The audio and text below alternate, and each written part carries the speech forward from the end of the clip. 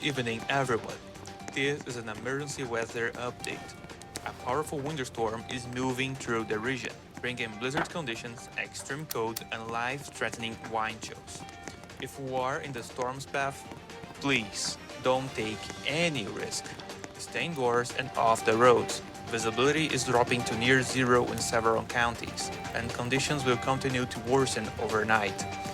If you lose power, use flashlights instead of candles, and keep all space heaters at least 3 feet from anything flammable.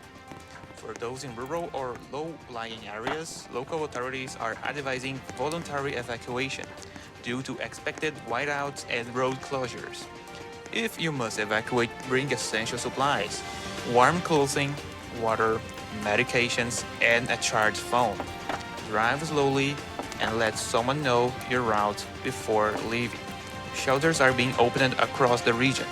You can find your nearest one by tuning in to your local emergency radio frequency or visiting your county emergency website.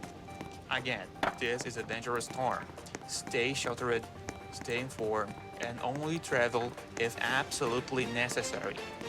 This has been an emergency weather alert, so please stay inside and stay safe, Robloxians.